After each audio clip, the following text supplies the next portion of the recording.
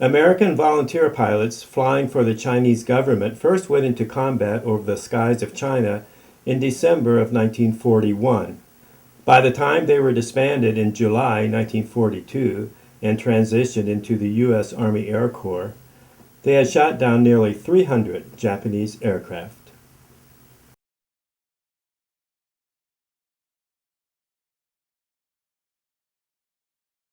And to the aid of China came volunteers from other lands, men who pledged themselves to fight against tyranny and oppression no matter where.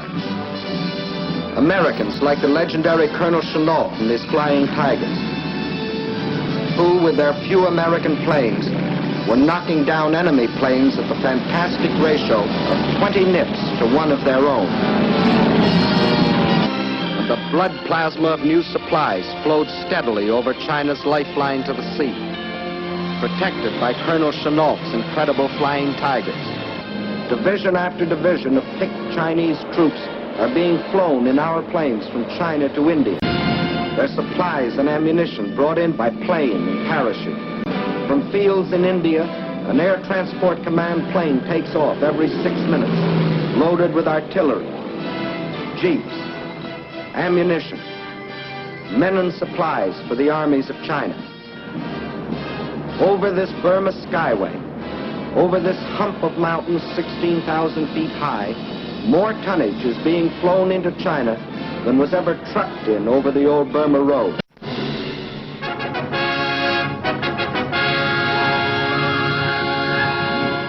Flying Tigers, the famous American volunteer group, wing their way across China for the last time as volunteers. For 8 months, these Chinese signs have been the only insignia of the most spectacular and efficient fighting force in aviation history.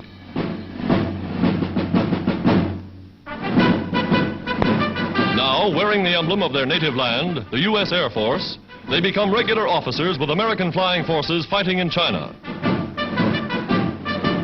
A Jap flag for every plane shot down, 200 in less than 4 months. Leader of the volunteers, Brigadier General Chennault, now promoted to command all American flying forces in China. Here he outlines the field of operations. With flags and souvenirs, a grateful Chinese people pay simple tribute to the airmen who have done so much to clear the skies over their embattled land. Losing no time, the new command plots the strategy of attack. By an elaborate far-flung system of Chinese listening posts, word is flashed, Japanese planes on the way, and the red ball goes up over the field. Signal for pilots to take to their ships. The Flying Tigers going into action for the first time in the uniforms of Uncle Sam.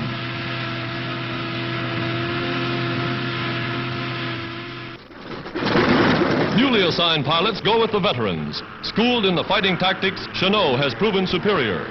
Roaring aloft, they seek the enemy, their flying generals still at the controls.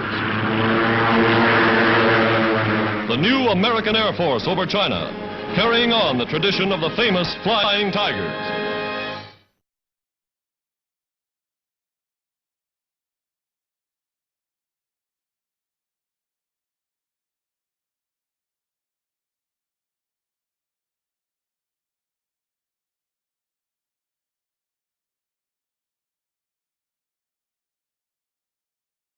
And then we got that shark mouth deal from the New Zealand squadron in North Africa.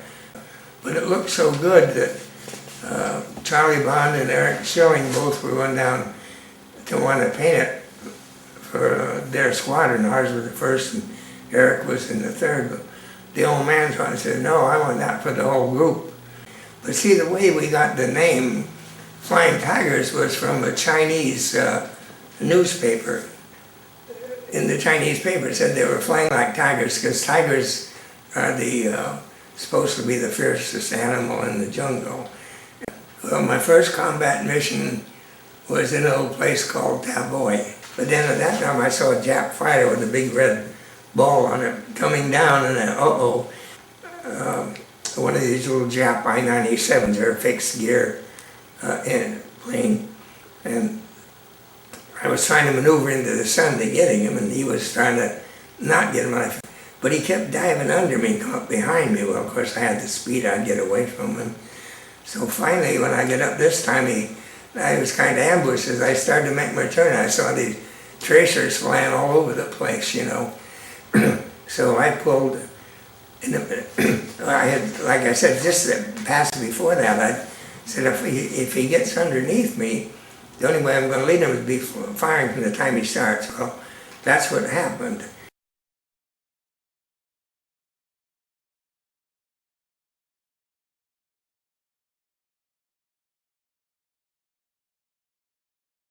When we got to China, the American Volunteer Group had 14 aircraft that were in flying condition.